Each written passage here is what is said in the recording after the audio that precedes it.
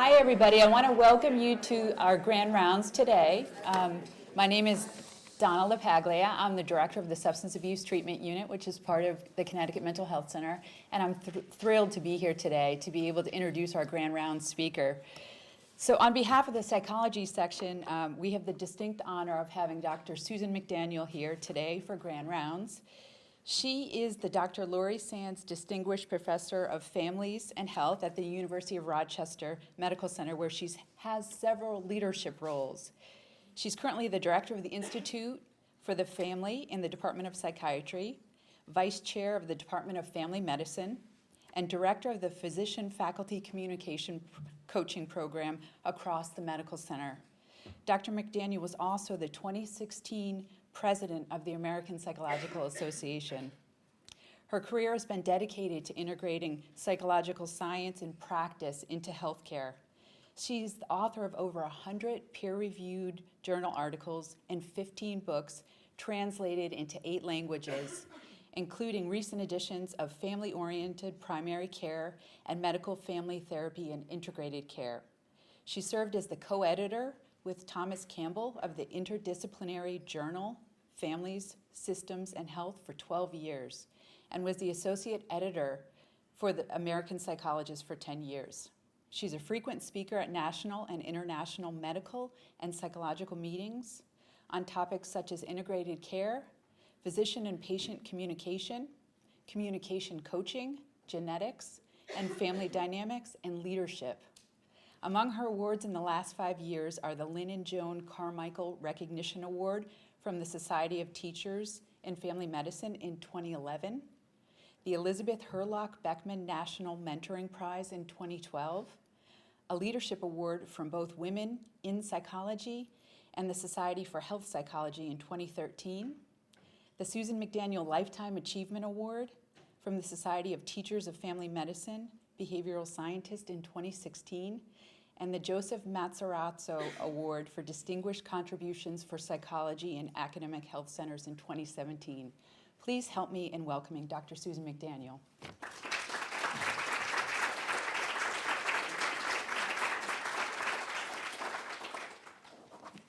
Morning, everybody. Thank you so much. It's quite an honor to be here and be able to speak with you today. And I have had such a warm welcome and met many interesting people already. So thank you very much for that. I'm going to talk about one part of what I do in Rochester today and tell you a bit about the pilot study that we've done on the communication coaching program. There'll probably be time afterwards, I hope, to hear your thoughts about what I present. And if there's anything else that you want to ask me about, I'd be happy to talk with you.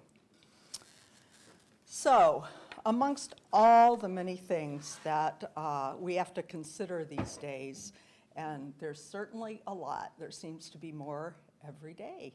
Why should we care about communication in healthcare? Well, I think it's critically important because it's associated with improved adherence, improved patient outcomes, the patient and family experience, and even the physician or clinician experience. So paying attention to communication and being rigorous about it, I think is really important.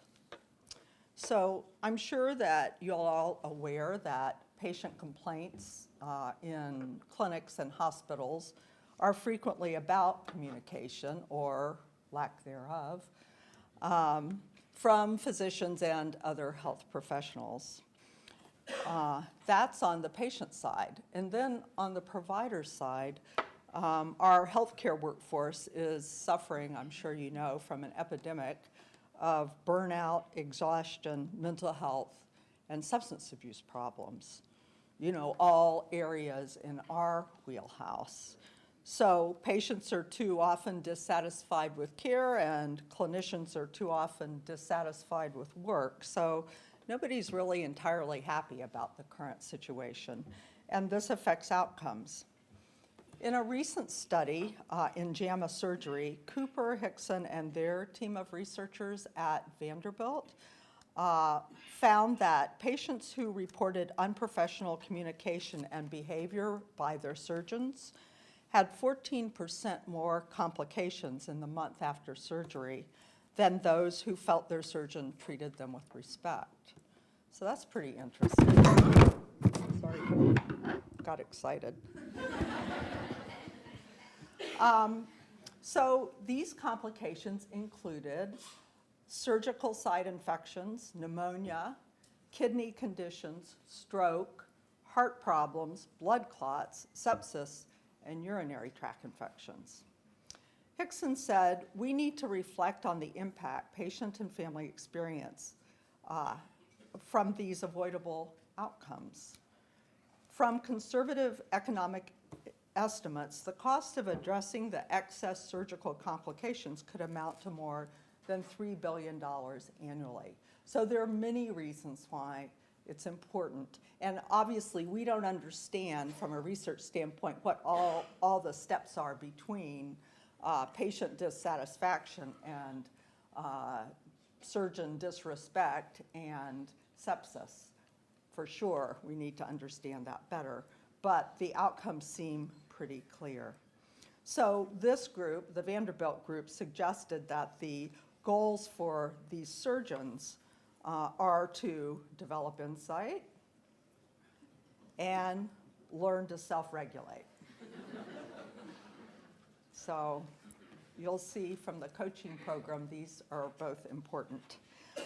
And again, something that we can contribute to the healthcare workforce and to the patient experience. It's a very similar outcome, actually, when it's the patients who are disrespectful to the healthcare team, disrespectful or rude. So in this study, it was parents in a neonatal intensive care unit who had babies in the NICU who were rude to the medical team. And this is a group of researchers at Tel Aviv University, Dr. Bamberger, and they use simulated crisis scenarios to train and study medical staff performance. And the actors who played the parents were rude, but they weren't like out of control angry. Bamberger said they weren't going ballistic, they weren't violent, they just said things that weren't so pleasant for doctors to hear. For example, one mother said loud enough for the staff to hear, "I knew we should have gone to a better hospital where they don't practice third world medicine." So these researchers found that even such a comment like this affects doctors' and nurses' performance. Somewhat surprisingly, and I'd like to see this replicated because I'm not sure I believe it, but this study found that both individual teamwork, individual performance and teamwork deteriorated for the rest of the day to the point where diagnostic skills, procedural skills, and team communication were impaired and medical errors were more likely, as compared to the control scenarios where the mother just said something about being worried. So it affected the whole team, certainly not just the physicians or health professionals who are in leadership. So even if it affects them for a little bit, it's still important, but certainly if there's a lingering effect on performance, that's even more so.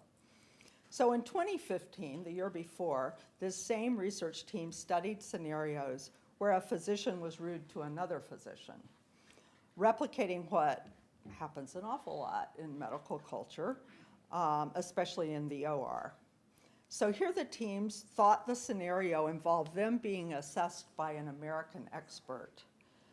And this person said to the team, to the leadership, "Teams like the ones I've seen here in Israel wouldn't last a week in my department."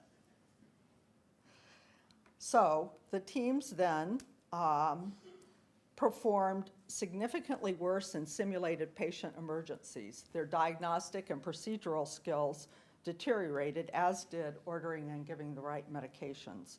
both doctors and nurses performed worse individually, and they were less effective in terms of their teamwork. Bamberger's hypothesis is that even with mild rudeness, people need to expend cognitive resources to deal with the threat, and that draws away from the teamwork and the task at hand. He said, we're human beings, we're affected by rudeness. So this is the territory I want to explore with you today.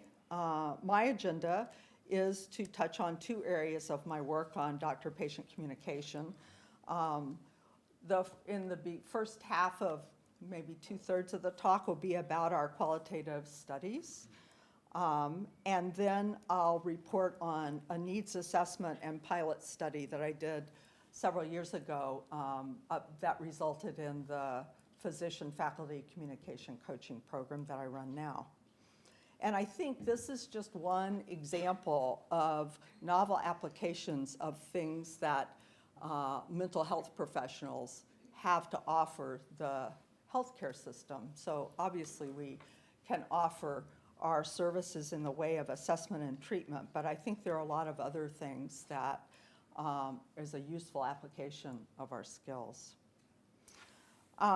So I headed the qualitative team that was part of a large NCI-funded quantitative study on physician-patient communication. And Ronald Epstein, if any of you know him, was the PI. Ron just wrote a book called Attending about sort of mindfulness and focus in medicine that is quite good. I would recommend it. He'd be so happy I told you about it. Okay, so our qualitative study resulted in 2 papers that have already been published and 2 that will be submitted this summer. The goal of the research was to bring psychological principles to increase understanding of communication, especially with regard to physician-patient boundaries. It builds on previous work that we had done, showing that physician self-disclosure in primary care is surprisingly frequent and rarely useful. That should say useful. And that another surprising finding to me, that physician empathy is rare in cancer communication. Here's our interprofessional team: Diane Morse from emergency medicine, Betsy Edwardson, Diane Morse from internal medicine, Betsy Edwardson from emergency medicine, oncologist Jennifer Griggs, who's at Michigan State now, family therapist Cleve Shields, who's at Purdue, family physician Shmuel Reese, who Skyped into our meetings from Israel, and that worked amazingly well. And we had 2 students, a family therapy student, Mary Gail Guernsey, and a psychology undergrad, Adam Topin. So the methodology is something that I really think is fantastic, but a lot of work. We had standardized patients who audio taped their visits with physicians without being detected. Okay, how does that happen? How do you get that by the IRB? So we went out to the family physicians that we knew in the community, and we said, we want to send you 2 standardized patients over the next year, we'd like to be able to send them to you undetected. We want to record the visit. Is that okay with you?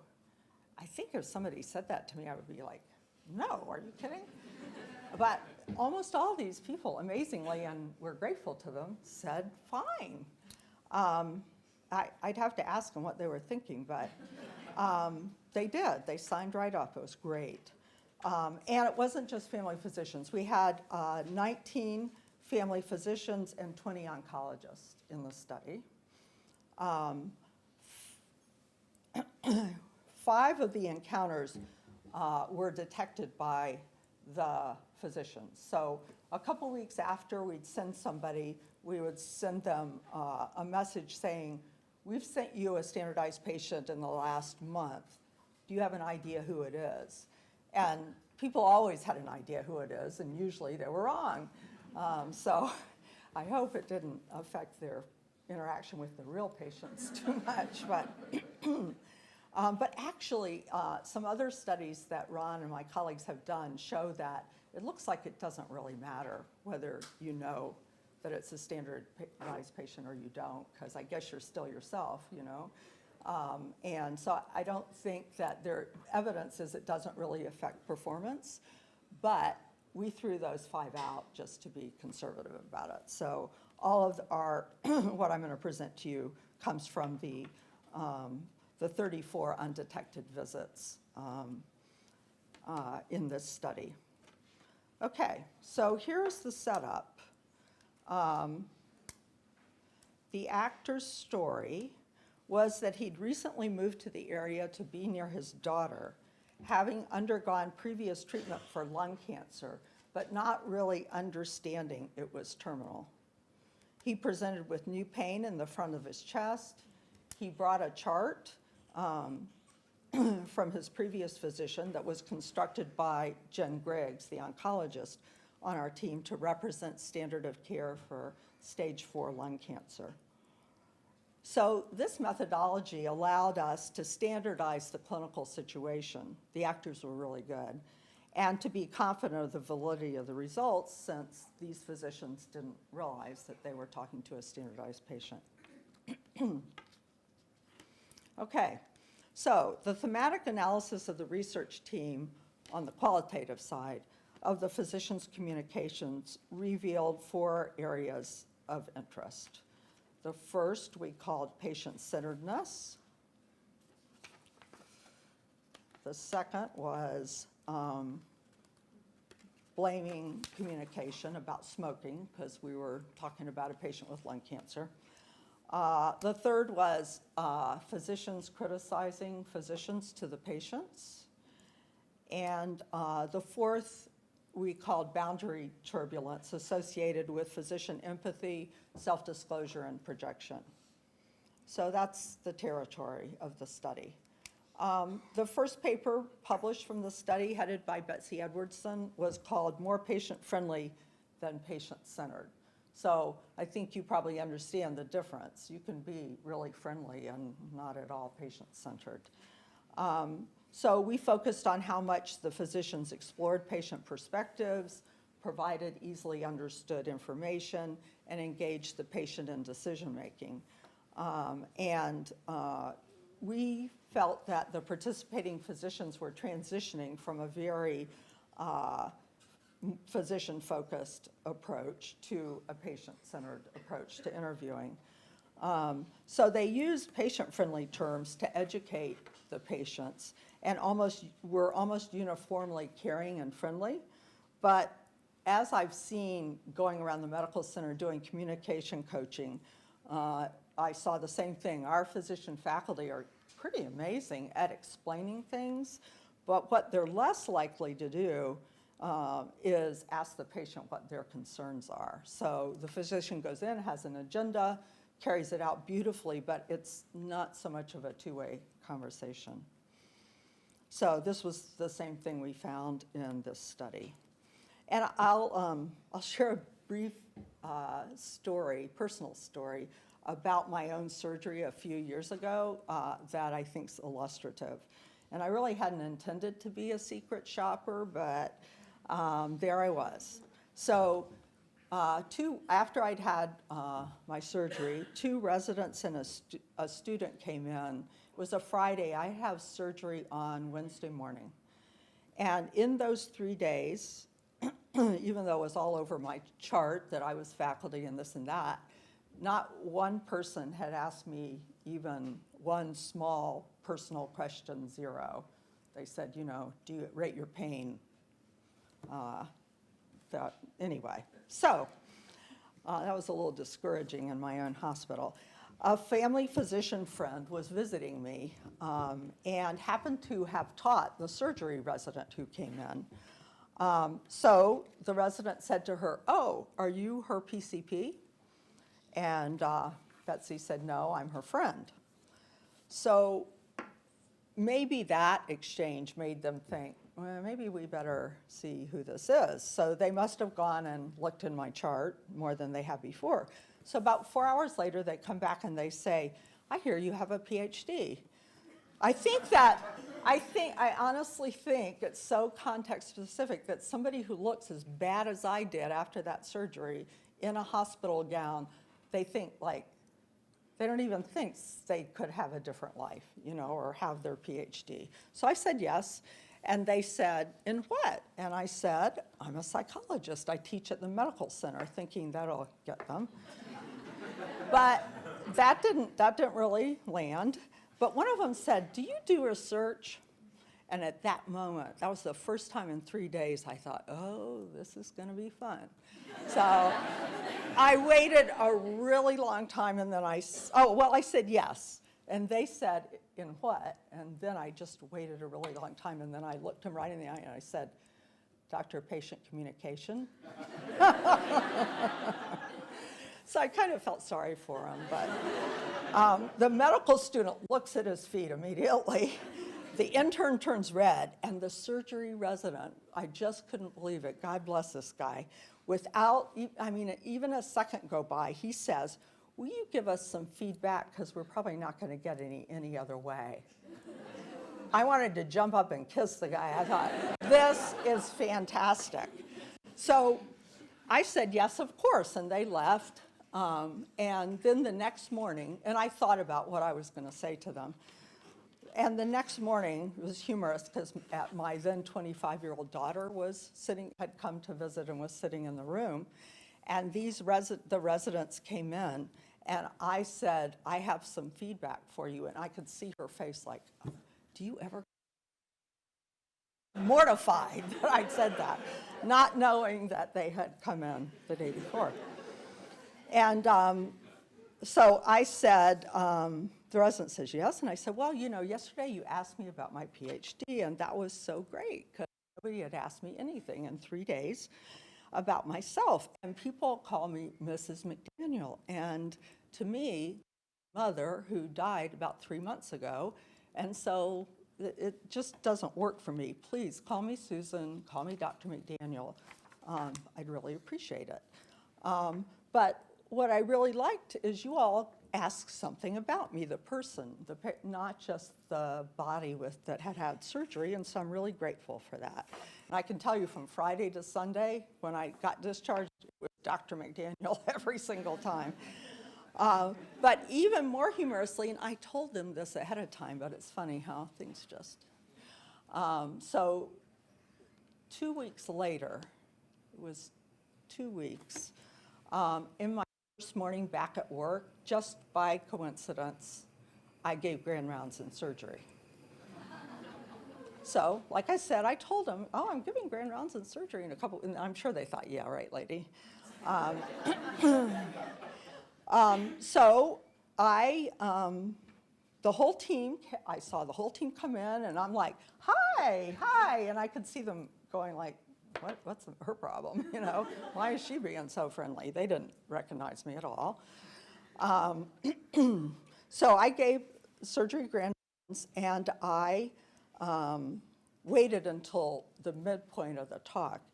And then I said that I wanted to tell a personal story, and that 2 weeks ago, I was in Highland Hospital after this surgery. And, you know, everybody's like, oh my God, we must be great. She looks pretty good. You know, I could see that was on their face.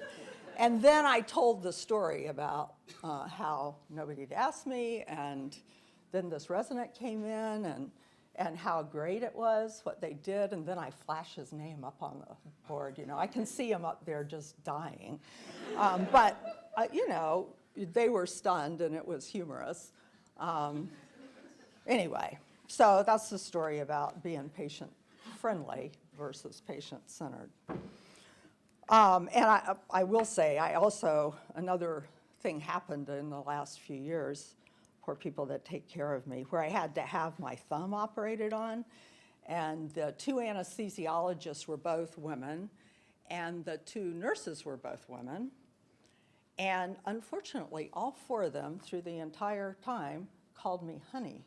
I'd never met any of them, but the anesthesiologist and the nurses called me honey repeatedly. So anyway, we had a talk after the whole thing was over. you know. Okay, so back to systematic research. The second paper from the study was headed by Diane Morse, and I hope it's going to be submitted very soon. And it's called Adding Blame to Misfortune. And in this paper, we report that 76.5% of the 34 encounters had smoking content in the first visits. That's not surprising, where undetected SPs had lung cancer. Of these physician comments, 14% were categorized by our team as supportive and 86% as unsupported. So in the supportive dialogues, the physician was empathic, for example. Patient, I've smoked ever since I was a teenager. Doctor, did you quit? Patient, a couple of times. Doctor, it's tough, isn't it?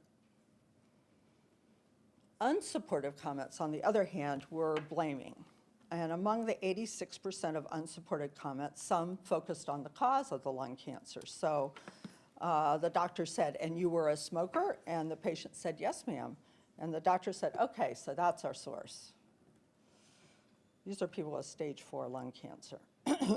This kind of response also occurred in the history taking. The patient said, my mother died of lung cancer. The doctor said, was she a smoker? So while we know there's a link between smoking and lung cancer, obviously, empathy rather than blame clearly is a more therapeutic approach, especially with end-of-life conversations.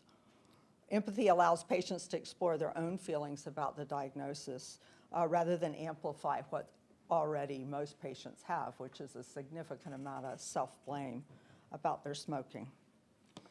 The third paper published in the Journal of General Internal Medicine is titled Physicians Criticizing Physicians to Patients.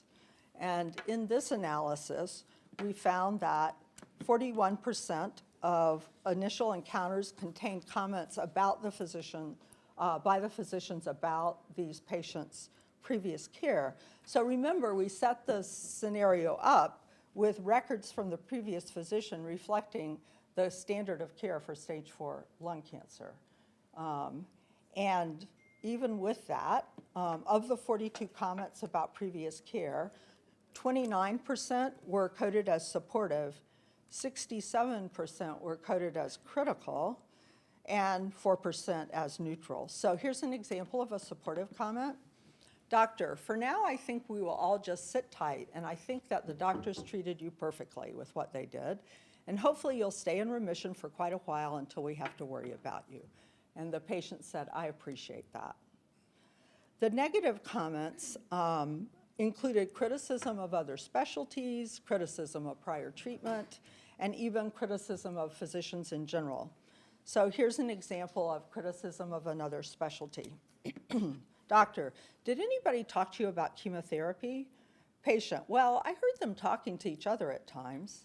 Doctor, because the radiation doctor's not. Patient, they said I didn't need it. Doctor, they're not skilled in that area. Their tool is radiation machinery. Here's an astounding example of criticism of the patient's prior treatment. Doctor, so he radiated your ribs, not your patient? Yeah. Doctor, that guy's an idiot. See what I mean about the methodology? Like, if you would have said, I made this up, I would have thought it was made up, but we listened to these encounters. This is what happened. And an example of criticism of physicians in general. Doctor, we've got to have at least one caregiver. I mean, it's just you need to have somebody, really. You need to have somebody who's going to look out for you. Hell, you don't want to trust the doctors. I mean, Jiminy Christmas, you know these guys. I don't know.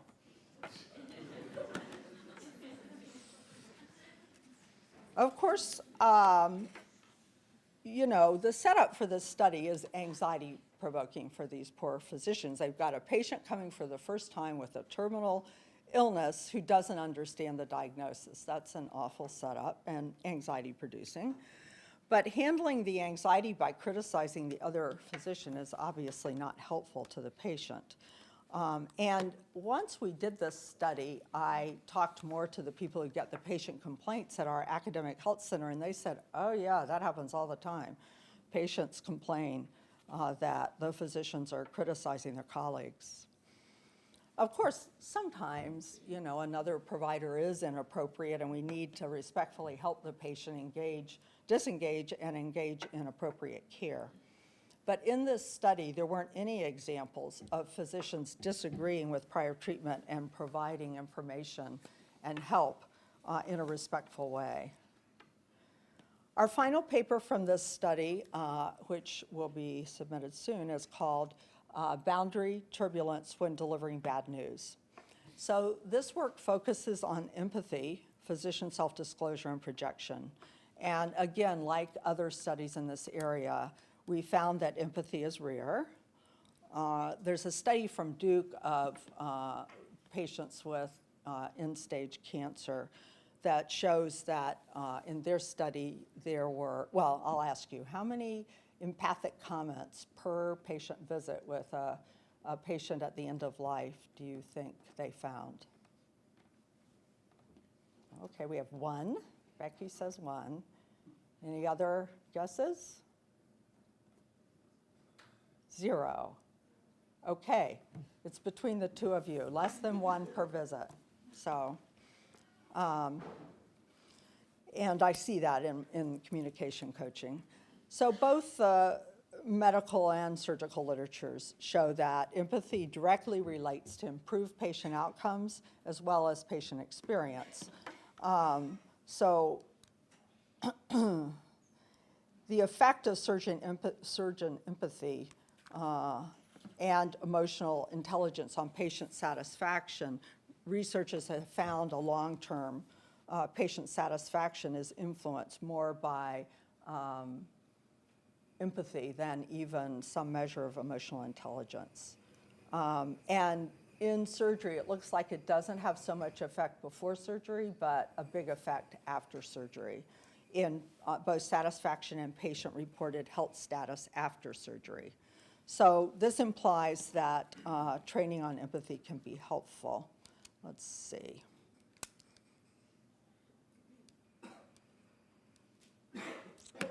So here's an example of empathy from our study. And was anyone else with you at any point? The patient, my wife, she died about 5 years ago of breast cancer. Doctor, oh, I'm sorry. So it doesn't have to be complicated. But more frequently, we found that a patient cue for empathy resulted in a biomedical question rather than an empathic response. So patient, I was rejected from the military at age 18 because of my condition. They didn't want the responsibility of taking me in, and then they'd have to take care of me for the rest of my life. Doctor, did you have rheumatic fever when you were a kid? So, and then, as I was saying in delivering bad news, it's rare. About chemo, this doctor said, it might give you a little extra time, but it might also shorten it too. That stuff, kills good stuff as well as bad stuff. We have a good one here in town, and I'd be more than happy to have you talk to him. But you don't have a magic bullet here that's going to make this all go away. It's not there. I'm just going to tell you right up front. They might tell you they're going to take this away from you, but they're lying to you. My guess is that, sort of transparency and the importance of giving patients accurate information somehow gets construed in this kind of communication. So, knowing that empathy is valuable but rare, I noticed that the physicians do make some facilitative comments, but they're just not empathic, and I thought these deserve coding. So we called these comments empathy light and labeled these categories acknowledgement and affirmation.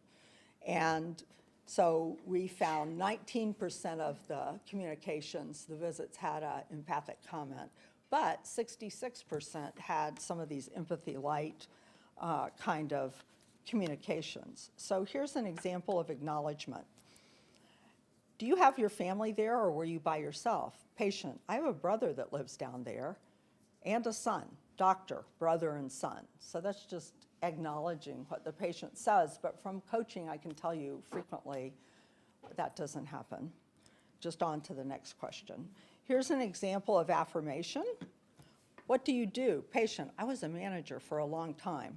Doctor, you were a busy man. So it's not really empathy, but it's validating and useful and probably relationship building.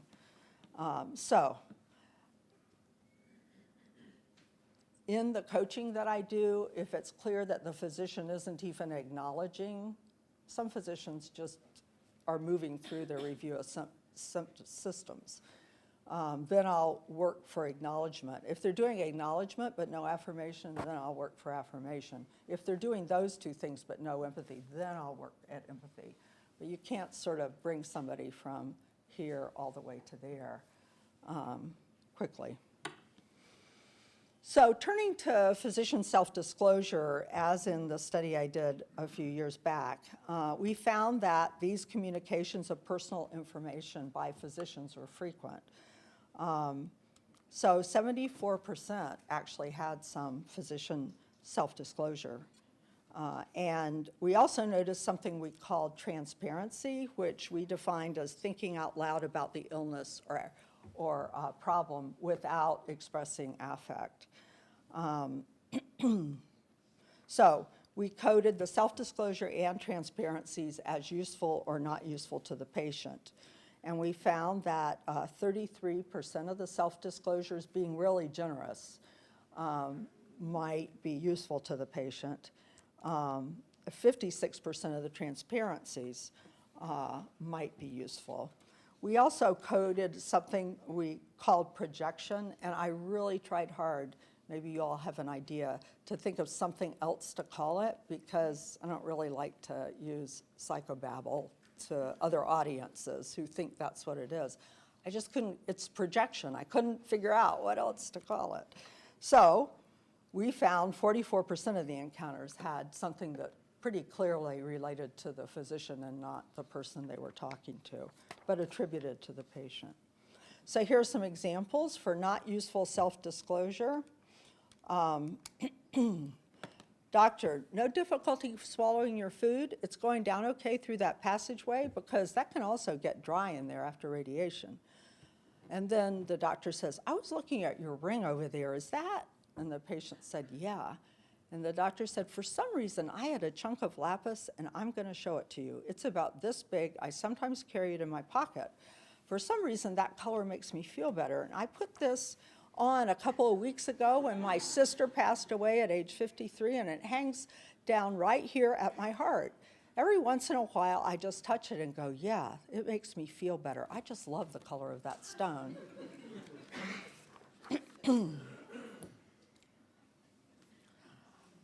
So when the physician self-disclosure paper was published, it was in July, and several years ago. There wasn't really very much going on.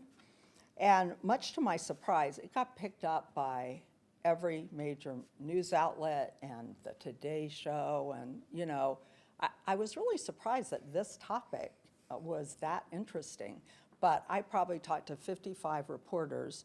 100% would start the interaction by saying, before we really start on the talking about your study, I wanted to ask you something, and then they tell me about their physician who told them something or another about themselves. And like Scott Simon from NPR, he says, you know, before we start this morning, a lot of us go to the same internist and we really like her. But this morning we were talking about, like, why do we have to hear that she is on her treadmill every morning at 6 a.m.? But we don't really know. We don't want to, like, make her mad. We just don't know how to talk about it. It's like, well, you could send her my paper, but anyway, and then at the high point of my career, it was a question on, wait, don't tell me. So the question was, how many physicians tell you details about themselves before getting into your business? Here's the possibility. Anybody? The answer is 40%. Okay, back to our study. So here's an example of useful transparency. Stage 4 lung cancer means it has gone beyond the lungs too, so The patient says, I see. And the doctor says, the radiation may help, and it might help you for a long period of time. So, and not useful transparency.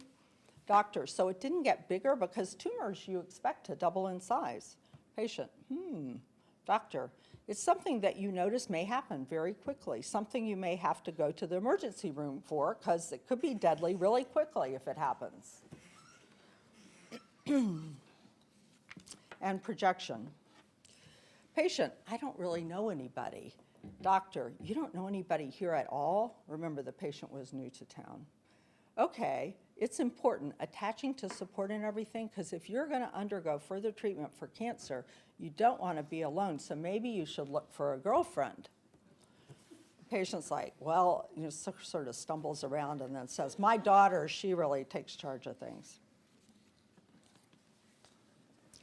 So in addition to this qualitative work, we also ran a chi-square and interestingly found that those physicians who made more empathic statements were also significantly more likely to use not useful self-disclosure, useful and not useful transparency and projection.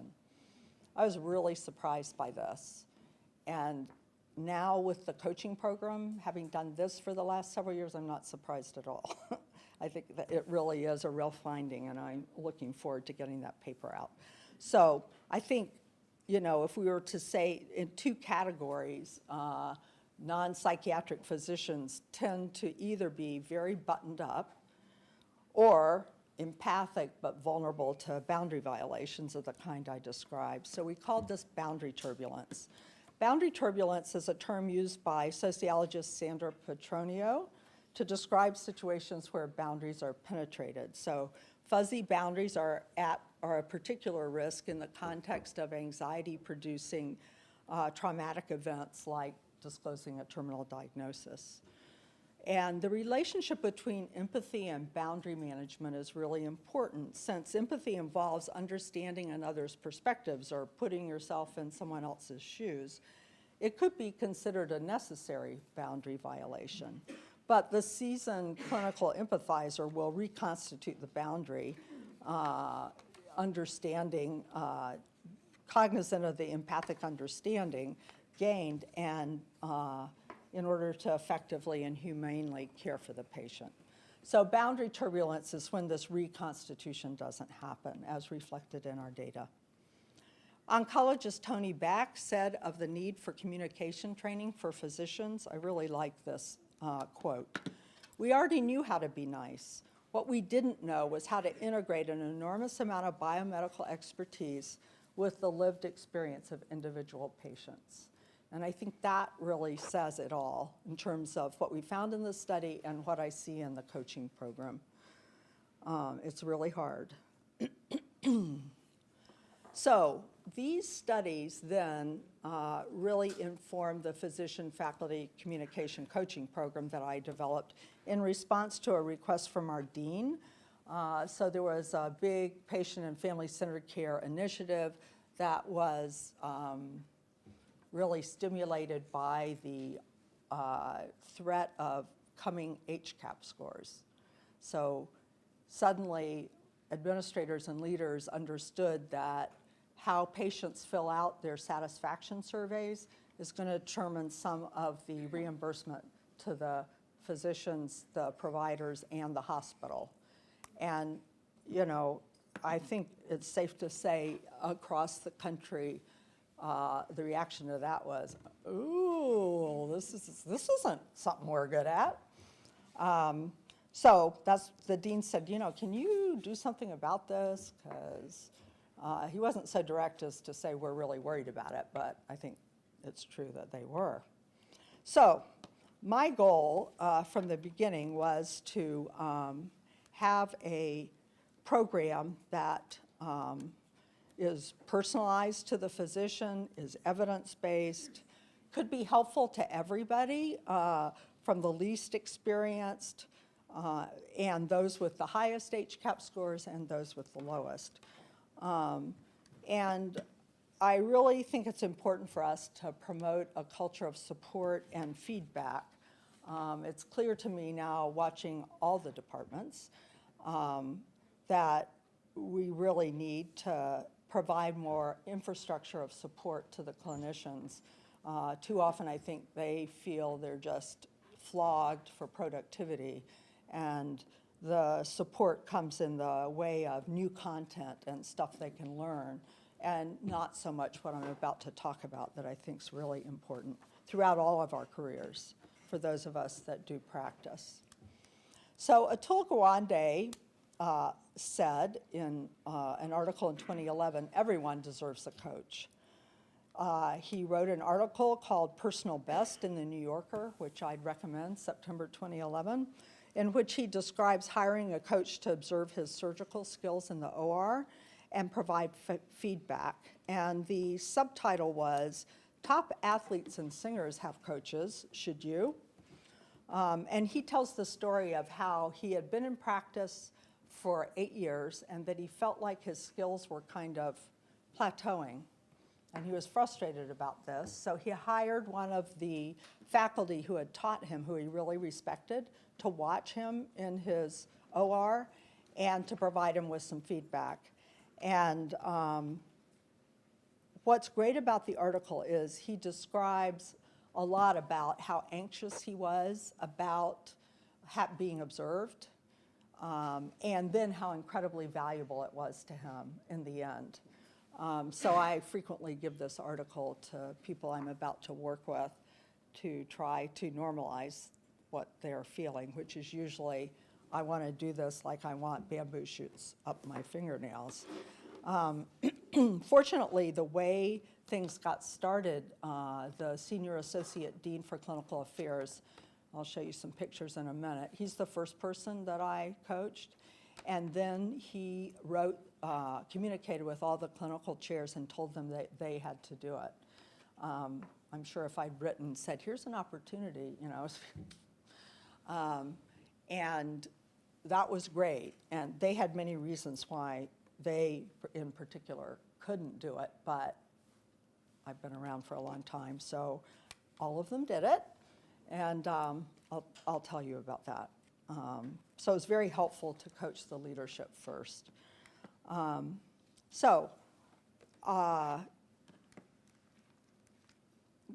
This is another quote from Gawande, who said, no matter how well-trained people are, few can sustain their best performance on their own, and that's where coaching comes in.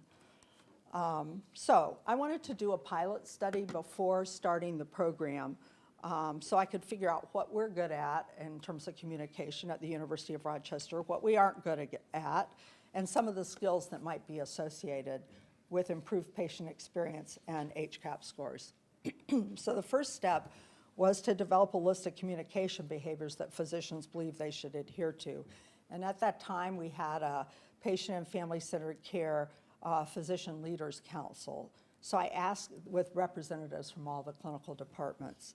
So I asked them to develop behaviors they felt they really needed to adhere to.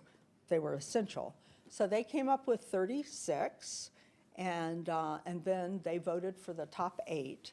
And of these, I took 3 behaviors that I knew from the literature were associated with patient satisfaction and quality outcomes. And then, because in medicine you always have to have an acronym for everything, in some dull meeting, I came up with the acronym. Are you ready? It's one of my few really important contributions. ICU. Get it? I was very happy with this. So, I stands for introduce yourself and your role. C for ask about patient and family concerns. And U, check for understanding about the diagnosis and treatment plan. So these have become the centerpiece of the coaching program for physicians. And the program fits in with the ACGME professionalism competencies, although we're only just starting now to work with residents. It's approved for faculty malpractice reduction, so that helps get some people in the door. So for the pilot, I shadowed, well, what I did was go around for 4 hours of patient care, and I would fill out a coding sheet on each interaction. I really didn't talk very much. I'm just there with my clipboard filling out these sheets. So I shadowed 6 surgeons and 6 non-surgeons, 6 physicians that had high HCAHPS and 6 with low HCAHPS. And then just as it turned out, there were 8 men and 4 women in the group. I started with a coding sheet that's evidence-based called the Calgary-Cambridge Patient-Centered Care Observational Coding System.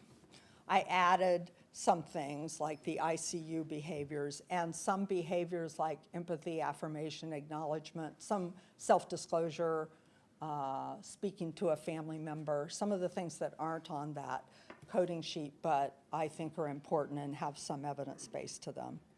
So I don't really talk to people specifically about the observation ahead of time except for saying I'll come, I'll be there for 4 hours, I won't speak, I won't slow you down, which is frequently what they're worried about.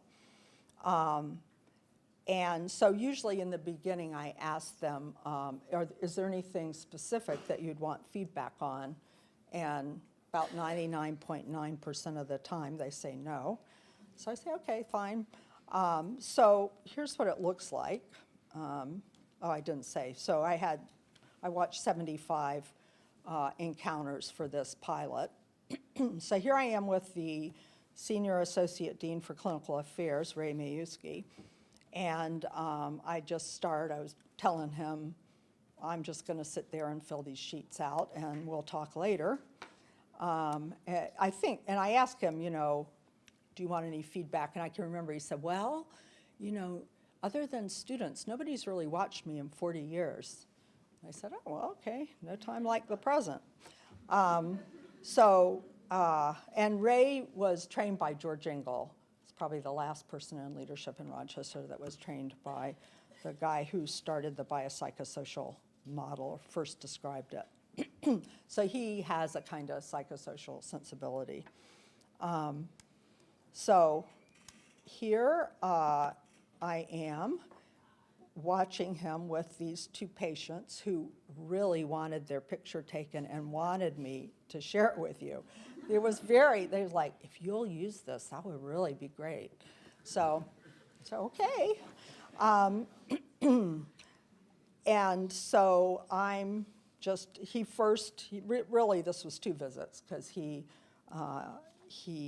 talked to and examined both members of this couple. Here's a compressed view of the coding sheet that I use.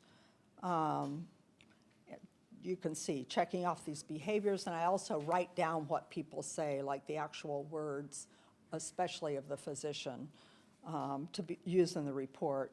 And then I make a composite report that summarizes all the quantitative data, like you introduced yourself 7 out of 12 times to new patients, and to which the response is always, I introduced myself to everybody. And I'm like, I know you think you did, but you didn't. And sometimes they say, yes, I did. And I'm like, no, you didn't. And so, I think that's just because none of us are very good reporters about our own behavior, right? So I write, besides the quantitative part, I take each section of the interview and I write a description of how the physician is. It's a little bit like a word painting of these people as a physician. And I really didn't see what's true, which is it's a profound experience to read a 9-page single-spaced report that describes you as a physician. It's a little bit like doing some kind of intensive psychotherapy.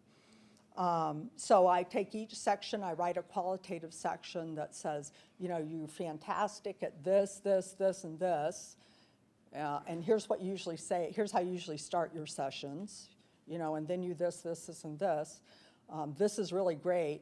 You might want to think about trying this thing. Next section of the interview, same process. So it takes me about 4 hours to write the report. It takes a long time. But I think that's why they're good. And that's why the physicians like it. So it's a little bit, they never want to do it. And it's a little bit like being, I'm sure, a teacher, the excuses that I've heard, like the excuse from one really senior person, I'd like to do it, Susan, but we try to give our patients a good experience. Okay.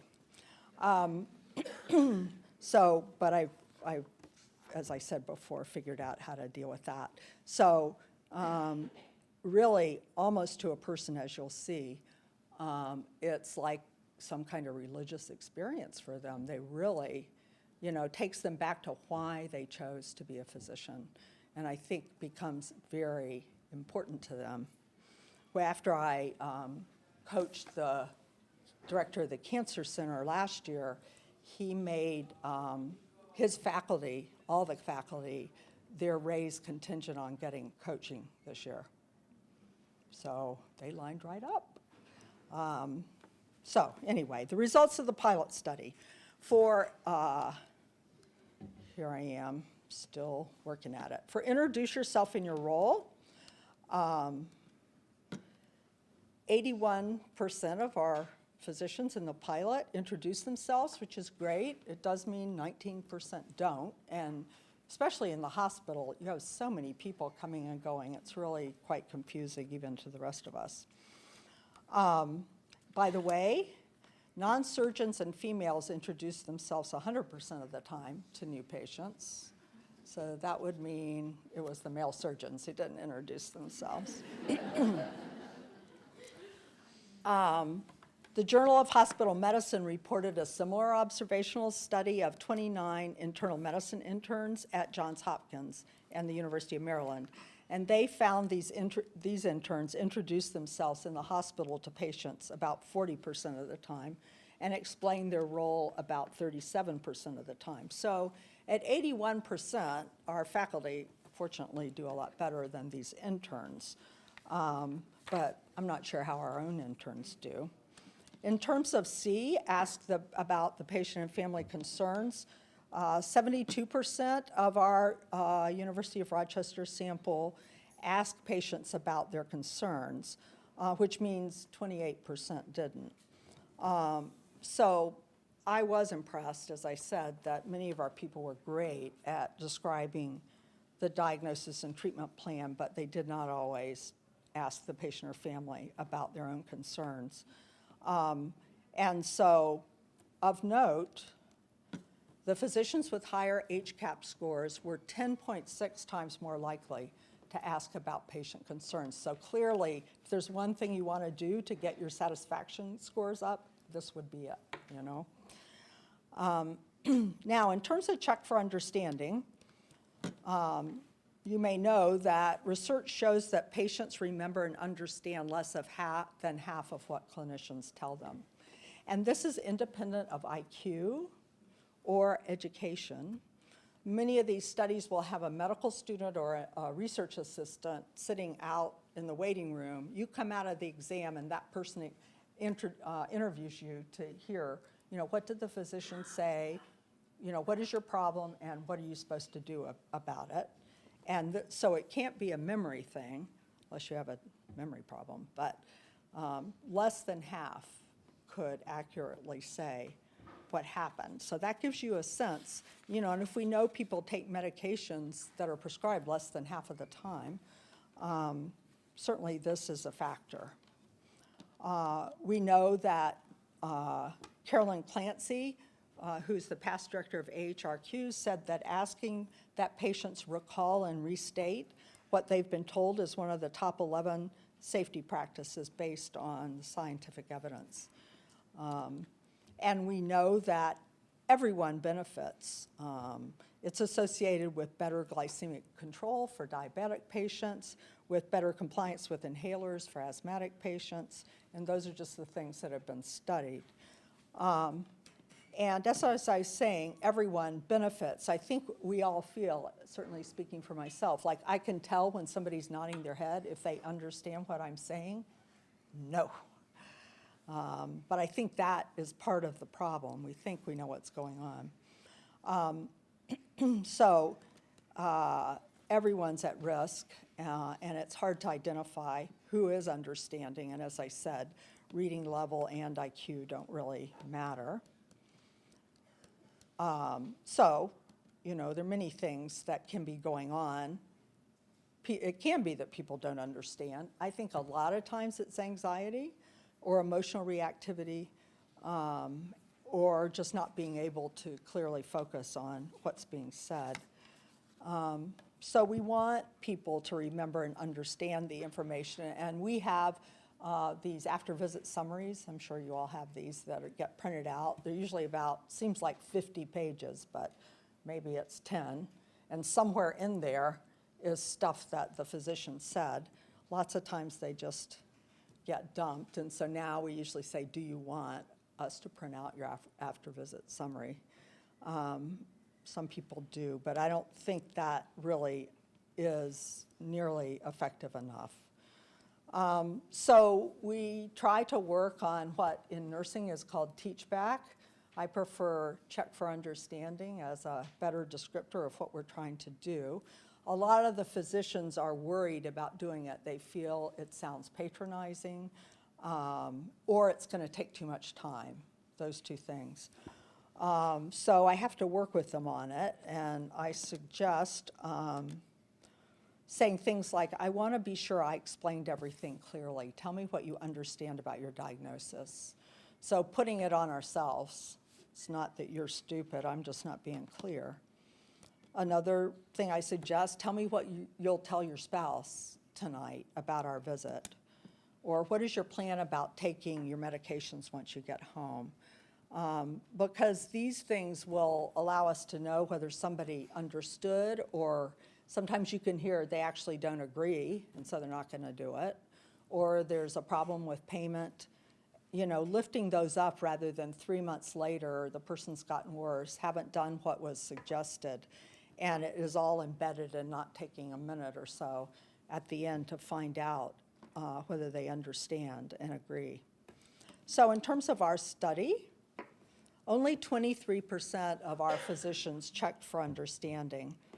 You might be interested that female physicians were 6 times more likely to check for understanding, and that check for understanding also discriminated between high and low HCAP scores. So people that really did make sure patients like it.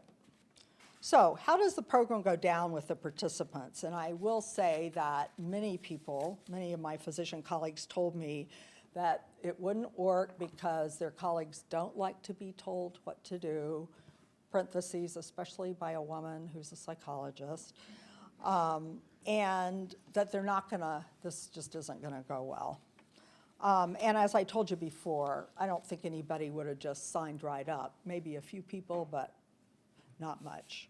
But the experience, I think, is really great, and I really think that we need things like this to support clinicians who are working so hard, and you know, they may get their HCAPS or ambulatory satisfaction scores back. There's the occasional comment.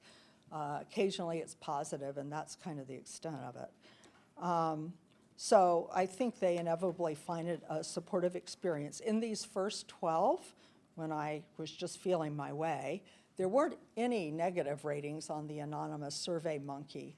60% of the physicians considered the coaching very helpful and 40% helpful. Some of the comments included, she showed me all the things I was doing correctly and pinpointed some areas that could be tweaked in the future. I think every provider in the department should meet with her. I believe this type of experience is valuable since habits, good or bad, creep into communication. Very professional, insightful. I would like to do this again. Another, I believe this type of experience is valuable. No, I just said that. She made me realize that I did a lot of teaching, but I didn't always elicit patient concerns. And another, her comments were specific and objective. And my personal favorite, very helpful indeed, even though it was truthful. So I've now coached several hundred physicians, all the chairs, many division chiefs, and many other people. And my scores have gotten better. And so, as I said earlier, my ideas about the value of the communication coaching program have evolved. It really started out thinking I would teach them some specific skills like I had taught residents for years. But I think we want to create a culture in which both exemplary behavior and lapses in professionalism are properly attended to. And then we'll have better and safer care for patients and happier faculty. So I think it really can be part of the infrastructure of the medical center. Right now, we're still debating, it depends on the year, who gets coached. I've trained 4 more people, carefully selected, we sometimes, should we institutionalize coaching for those people who are close to reimbursement on HCAPs, to new faculty so we know what's going on, disruptive, low-performing faculty, everybody at reappointment. The other 4 coaches tend to do the new faculty, the reimbursement, sometimes like emergency medicine just asked, would we coach all their faculty for a second time? So I have the other people do that. I take the people in leadership or people referred for disruptive behavior. So I end up getting involved in that also. So I commit to publishing this pilot this summer. Being APA president kind of interfered in my academic productivity. But I hope you can see through these examples of qualitative research and the coaching program how we can use our skills as mental health professionals to work on so many of the challenges that we have now in the healthcare system. Thank you.